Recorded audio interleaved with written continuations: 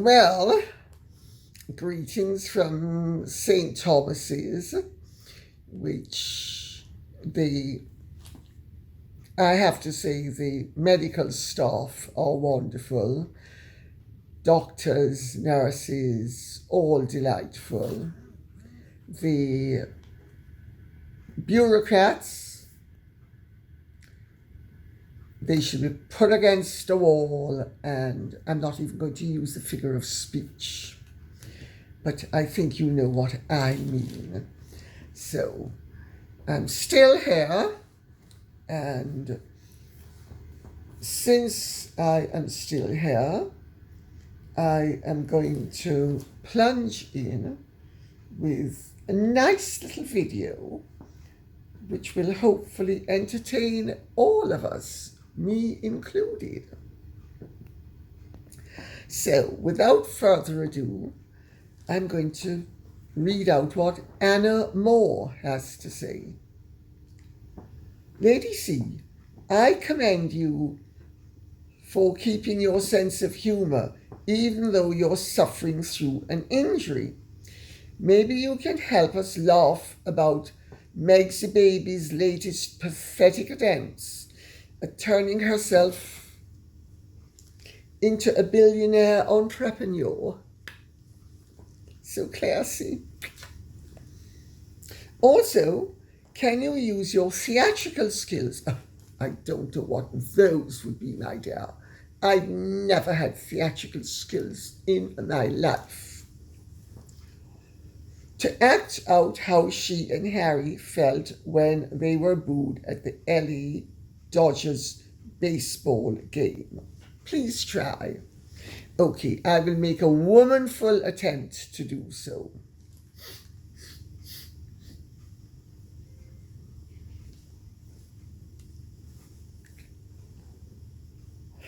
Well, what shall we start with?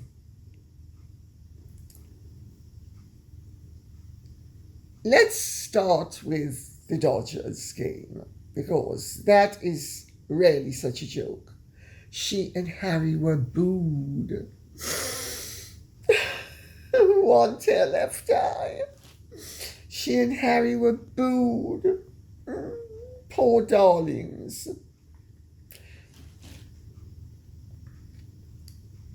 They are making a concerted attempt to show unity. So they were dressed like Mutt and Jeff, Psyche and Trim, Batty and Bench, armpit and deodorant, corresponding baseball caps, white shirts, navy blue or dirty black jumpers or the equivalent, very coordinated. And then they were booed. Can you imagine the disgrace of it all? All those racists booing Harry and Meghan. Why do you think those racists booed Harry and Meghan? I'll tell you why.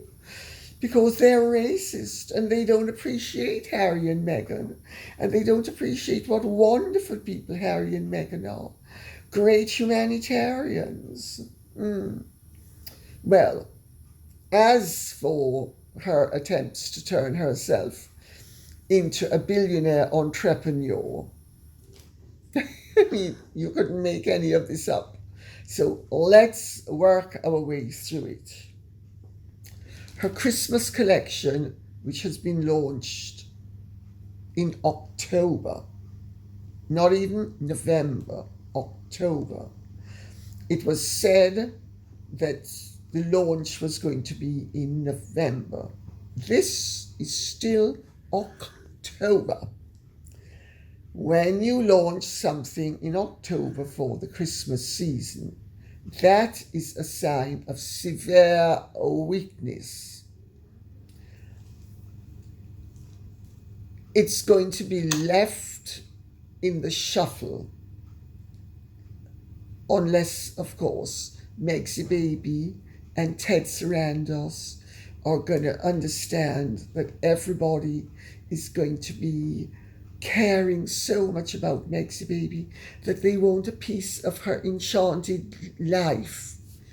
Because let's remember, Meg's baby's life is not a nightmare. It is a classy operation, just filled with all sorts of classy things that every aspirant would want to aspire to. So what are the aspirations? Well, there's a $64 candle which pays tribute to the spectacle of, sorry, did I say that? My mouth slipped. To the wedding, the joyous wedding of her and Prince Harry.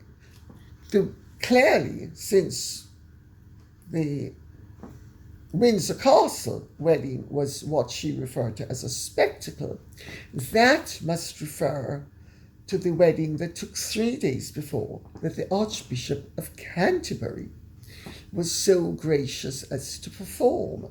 And then, mean racist that he is, he had the unmitigated gall to lie and say that he had not married them then, making Meg's baby look like a liar when everybody knows she is as truthful as a $3 bill, sorry, as a bar of soap, sorry, as the admission, I'm a fraud.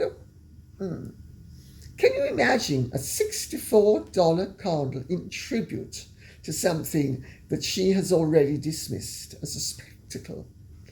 Of course, she thinks everybody's memory is as short as hers.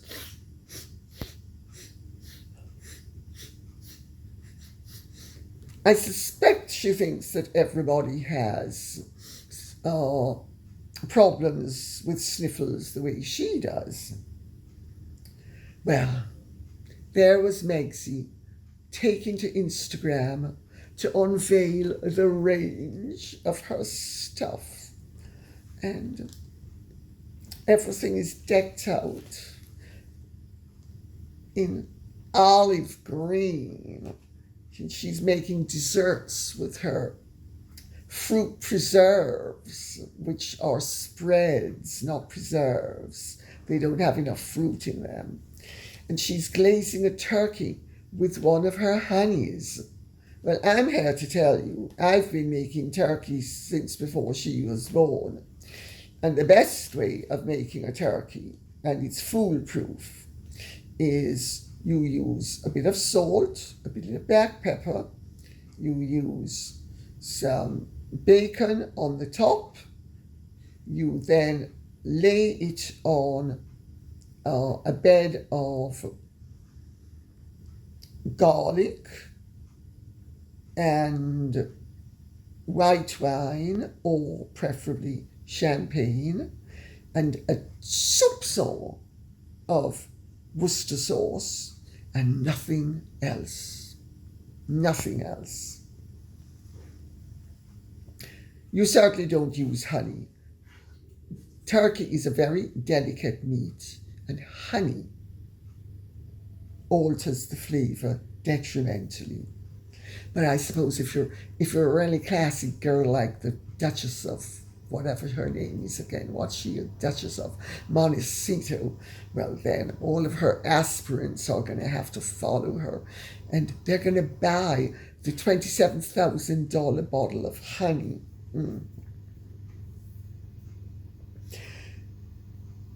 She's so self-centered and she's so deluded that she actually thinks that anybody would care about her, that she's selling 2 candles, one of which is inspired by her wedding date, and the other of which is inspired by her birth date, the 4th of August. And then, of course, there is a 2021 vintage Napa Valley Brut costing $89. I don't know what she thinks she's selling, because she's not selling dreams, she's selling nightmares. Then, of course, there was the signature candle, number 518, scented with Moroccan mint, cardamom, and tea leaves that evoke, wait for it, the freshness of a day in the English countryside. Meghan couldn't stand the English countryside. But that's according to her gushing website, tribute to herself. What else has she come up with? Let's see, what else was there? Oh! Scented with water lotus, sandalwood, and California poppy, she promises the smell that warms her family home and that will feel like a hug at a cost of $64. So she's going to take that vice-like grip and hug you while pushing her hands in your pockets to the tune of $64. Then, of course, we have the full range of fruit spreads. So we have a new strawberry fruit spread. And then we have a signature fruit spread gift set priced at $42. And it's 3 spreads because aside from the strawberry, there is orange marmalade and a raspberry. All of this, of course, you can buy in a supermarket for $2. But I suppose aspirants would be dumb enough to buy that rubbish at those ridiculous prices. Evidently, there is a $32 bottle of sage honey with honeycomb. And that has a special place in Meghan's heart. My goodness, Meghan, are you sharing your cash register with people now? I can't believe that. And we know what your heart is. Then, of course, you have a new collection that includes a hot toddy mulling spice kit and a spiced cider mulling kit, both of which she informs you are best enjoyed with company. Well, I don't know why she would have trouble needing to tell people that they should enjoy alcohol with company, because we know that she enjoys alcohol at all times. Now, if you're really on your uppers and you want a load of class, for $16, you can get a kit that requires you to purchase either an alcohol of your choice for the hot toddy, or for the spiced cider, a pot of apple cider to add the spiced packets to. So let's run through very briefly and get off this tiresome subject. Her Christmas as Ever collection includes 2021 Vintage Napa Valley Brut, $89. Signature Fruit Spread Gift Set, $42. Signature Candle number 84, $64. I don't know why she wasn't just consistent and made it $84. Fruit Spread Trio, $36. Honey Duo Gift Set, $62. Signature Candle number 519, $64. Sage Honey with Honeycomb, $32. Spiced Mulling Cider Spice Kit, $16. Flower sprinkles, we mustn't forget flower sprinkles. Those are an absolute necessity when you've got class.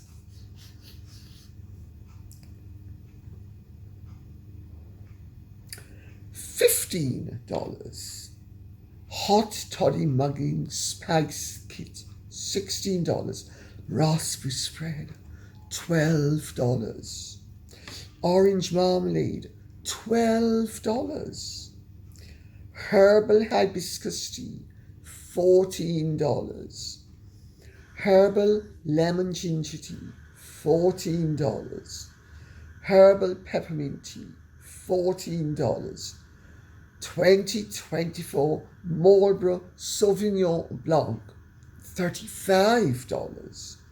Napa Valley Rosé 2024, $35.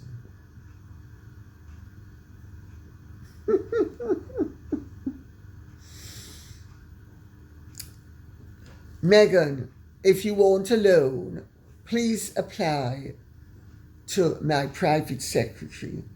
I'll give you at favourable rates, 8% above the base rate. For a 3-year loan, arrangement fee only $250,000 for every $100,000 that you borrow. You and I are both businesswomen of the same ilk. We know what a good deal is, and we know that the schlumps will fall for it. Let's see if you're as much of a schlump as you think everybody else is.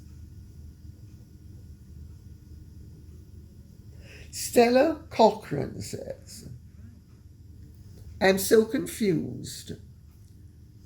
I thought the titles Prince and Princess couldn't be removed. That's what they always say in reference to Prince Harry if the dukedom gets removed. So how come it can happen to Beatrice and Eugenie? Good question. Very good question.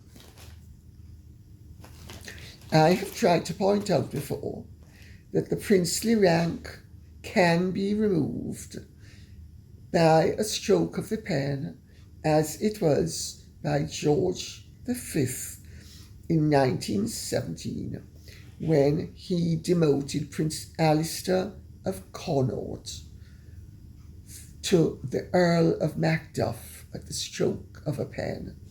What the monarch can't do is strip someone of his or her peerage.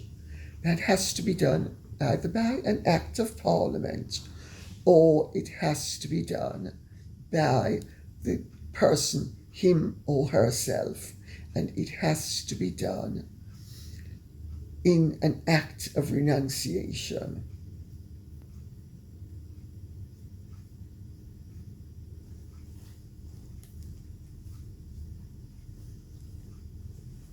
I hope I make it clear.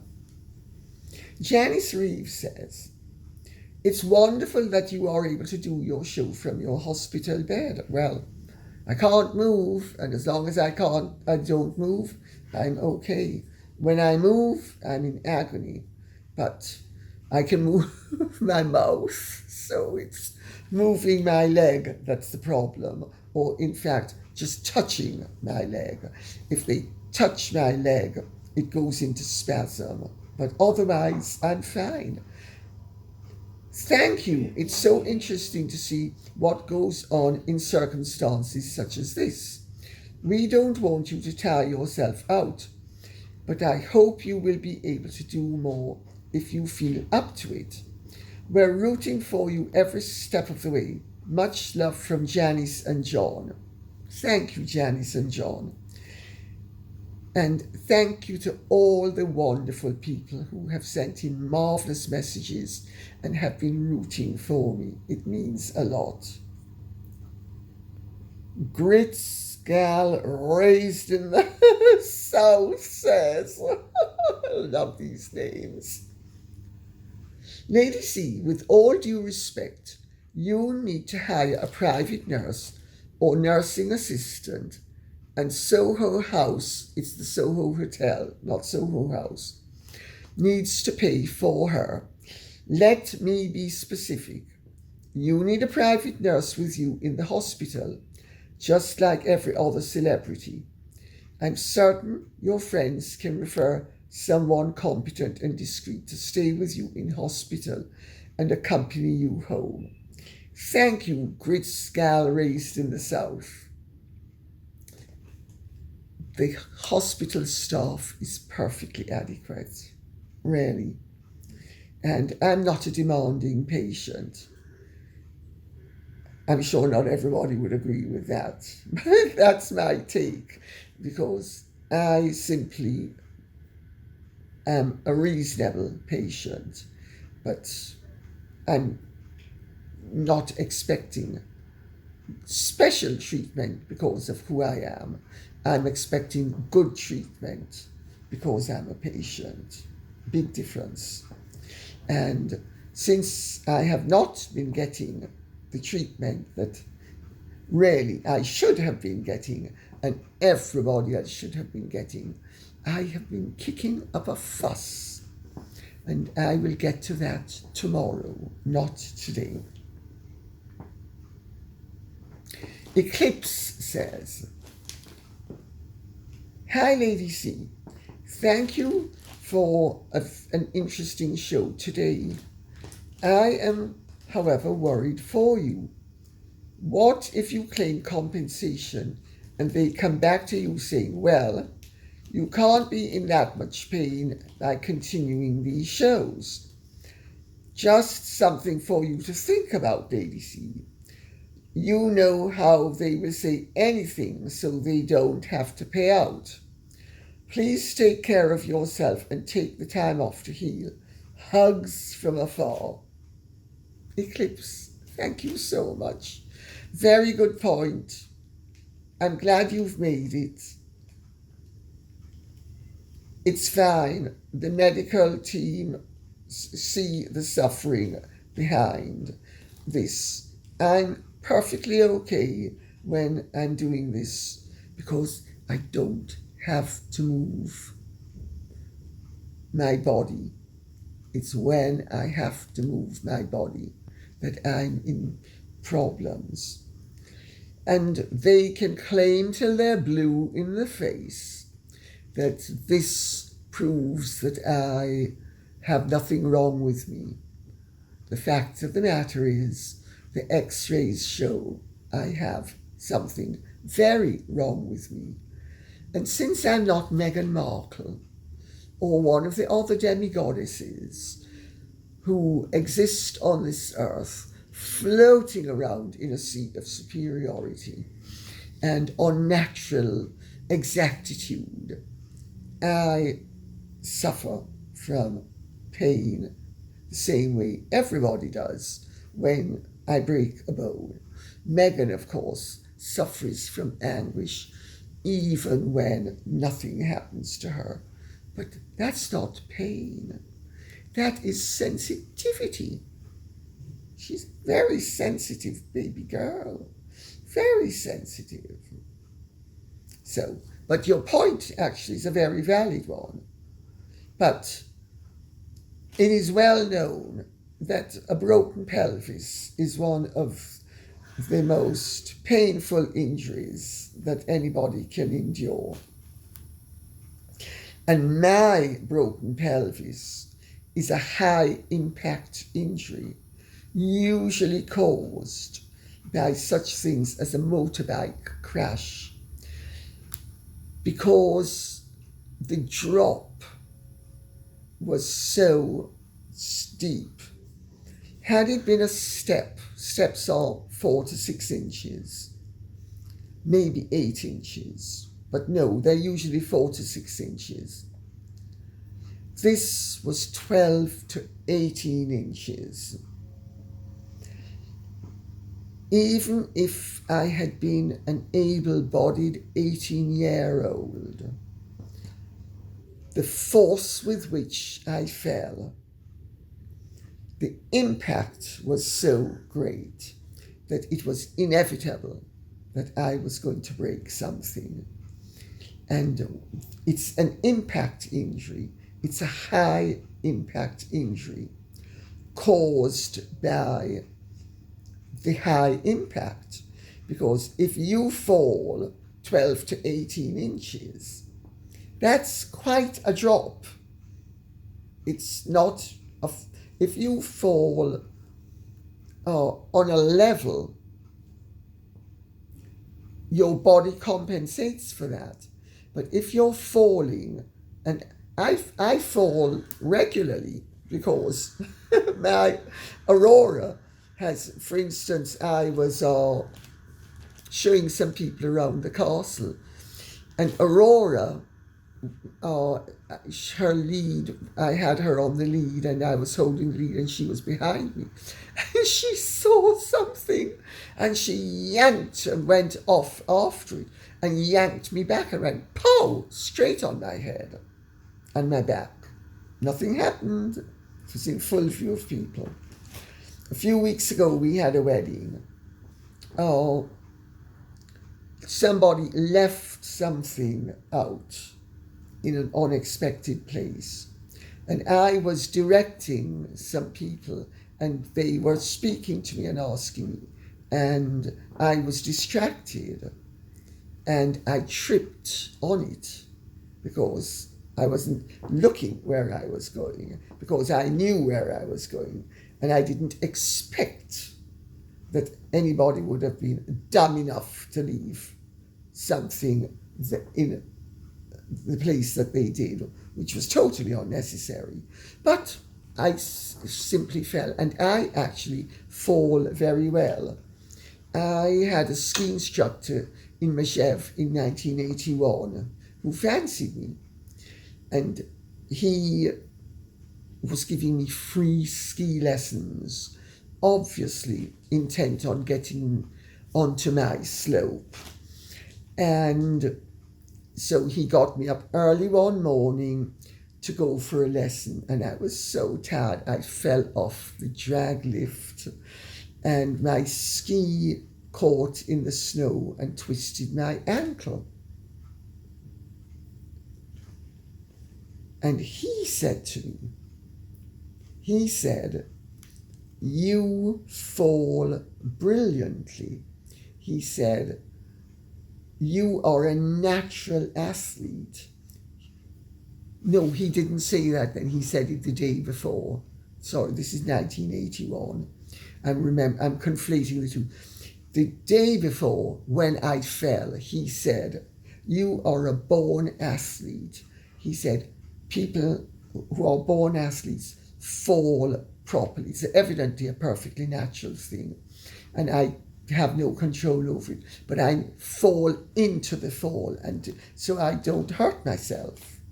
But that's if you fall into something that's relatively level. But if you fall into something that's 12 to 18 inches below the level that you think it's at, that causes an impact injury. So I hope that explains it. I hope I'm not boring you with all of this, but it needs to be covered, I suppose.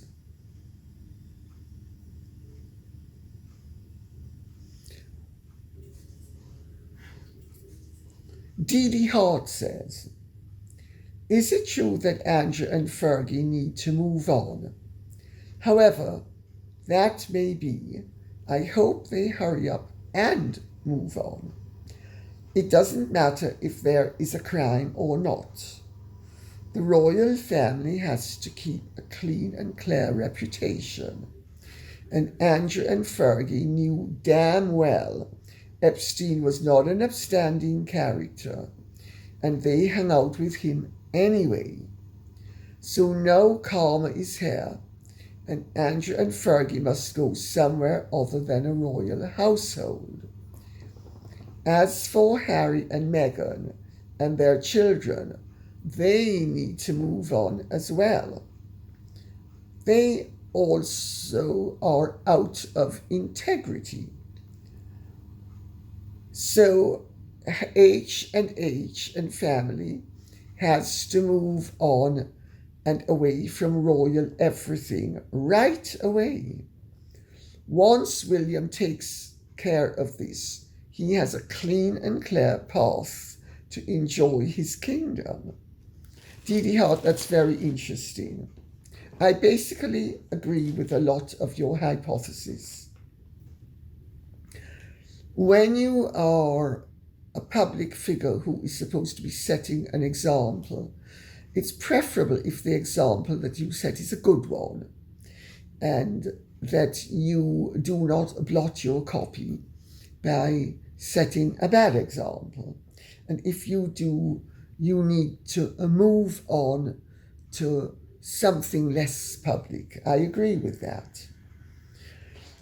I will take issue with the fact that Andrew and Sarah understood what Epstein was, because I think even after Epstein was convicted of the crimes he was convicted of, he led everyone to believe, and the sweetheart deal that was struck in Florida confirmed his hypothesis that he was basically just a whoremonger and that he had inadvertently strayed over the line with girls illegally. That was the premise upon which everyone continued to function, which is why an awful lot of people, such as Peter Mandelson and many of the American billionaires, continued to associate with Epstein. So with hindsight, we can say he was a sleazebag, and more than a sleazebag.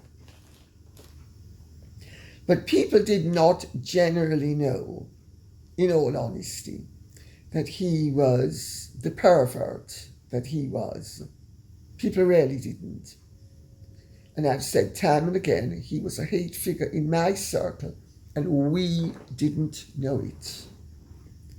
And if we didn't know it, I don't see why Andrew and Sarah or Peter Mandelson would have known it either. So I take issue with that.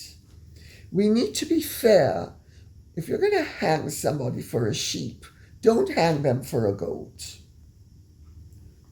But your basic premise could not be more accurate. Harry and Meghan, Andrew and Sarah are supposed to be public figures who are supposed to be setting a good example for people to follow. And they have not been setting a good example for people to follow. And they therefore should vacate the public arena. Well, as the LA Dodgers panning has shown, Meghan and Harry get spontaneous condemnation even at an LA Dodgers game.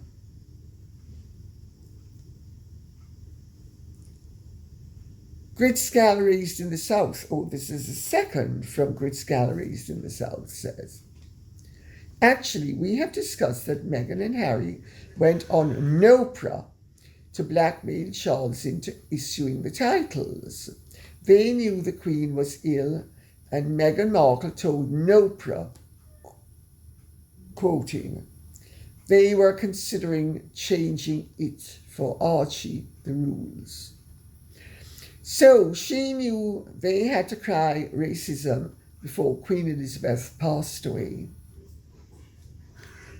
This, as I said the other day, is a new take on it, and I think it's a valid take, and I think it's something that has not been explored hitherto, and it's something that really should be explored, because it really would look as if Meghan has been extremely conniving and suspected that there might be moves to prevent Archie and any subsequent baby, because Remember, she was pregnant. She was pregnant. She was pregnant, not Meghan. She was pregnant with Lily when she gave the interview to Oprah, as you very sweetly call her. Well, she succeeded in her objective, didn't she? Because she introduced the element of racism into the equation as to why, if Archie and Lily were not afforded the rank of prince and princess, it would be down to the colour of their skin. Except their skin is so white that it's really down to their putative genetics, their putative status of a tiny bit of sub-Saharan African. Because let's remember, Meg's baby is the legal mother of those children. Well, she's certainly the legal mother of Lily, if what we are told is accurate. I'm not so sure she's technically the legal mother of Archie, because if she is still the legal mother of Archie, why were her Christian names removed from his birth certificate? And according to Buckingham Palace, this was done by her. They say they didn't do it. They say she did it. I make that point for what it's worth. Interesting point, no? And we will end with what Connected Energies says. Lady C, I'm so sorry to hear about your fall and broken pelvis. I too broke my pelvis a few years ago. 2 ring bones were cracked, but in place, so I did not need surgery.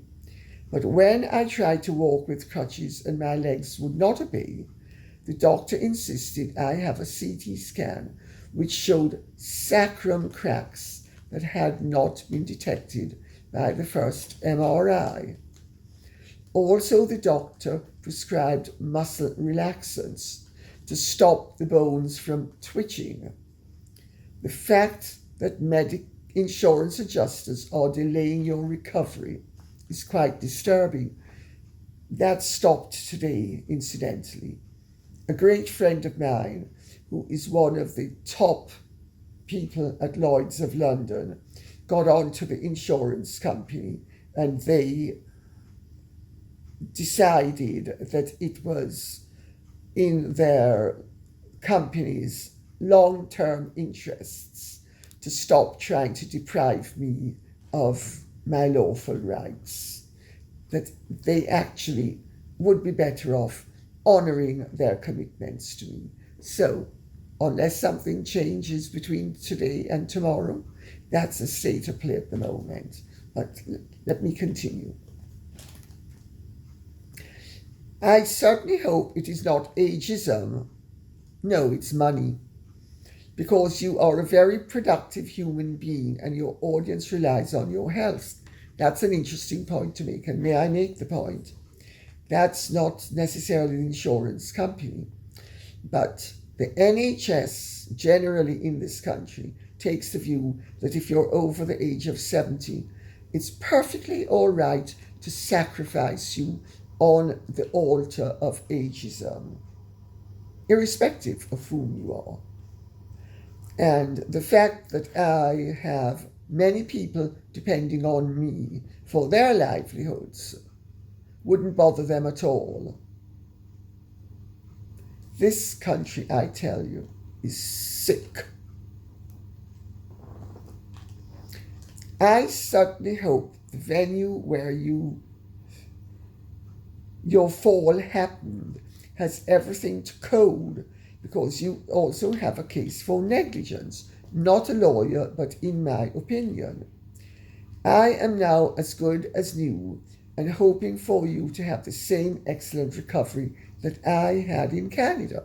Thank you very much. I have spoken to my lawyer, Gerard Cookier. He's in Tel Aviv at the moment. He's coming back. He was the chief of litigation at Kingsley Napley, and he is. Then I spoke to Mike Mansfield, who's one of the top people in the country, and they both say I have a claim, but I'm hoping it will be resolved without any need for unpleasantness. And on that note, I'll say thank you very much for listening. I hope this has been of interest to you. Please keep the questions and comments coming in so I can discuss with you what you would like me to discuss. Thank you. Take care. Godspeed. And if you have truly enjoyed this, would you care to like, share, subscribe, press the notification bell, and take good care. Bye-bye.